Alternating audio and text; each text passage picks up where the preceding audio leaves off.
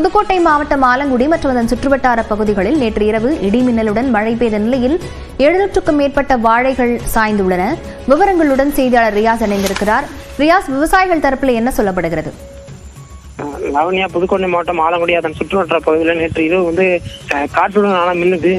பலத்த மின்னலுடன் கூடிய மழை பெய்த நிலையில் குப்பக்குடி கிராமத்துல சாகுபடி செய்யப்பட்ட அறுவடைக்கு தயாராக இந்த வாழைத்தார் சுமார் 700க்கும் மேற்பட்ட வாழை மரங்கள் சாய்ந்துள்ளது. வாழை மரத்தை நடவு செய்த விவசாயி வேலை இருக்காங்க.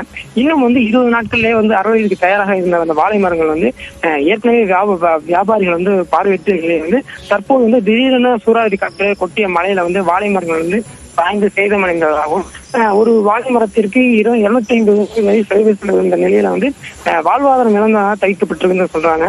மேலும் இதே போல் பல்வேறு பகுதிகளிலும் கருவேல மரங்கள், பழம், தேக்கு மரம் உள்ளிட்டவை சாய்ந்து, மேலும் ஒரு சில வீடுகளிலும் மரங்கள் சாய்ந்து பலத்த காற்றும் மின்கம்பியில் நேற்று மாலை 6 மணி முதலே தற்போதைய மீன் ஒரு சில பகுதிகளுக்கு இணைக்கப்படல.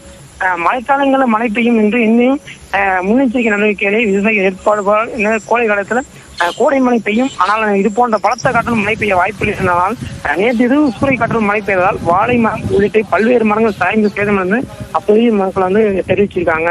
லாவண்யா, விவரங்களுக்கு நன்றி ரியாஸ். பட்டாளம்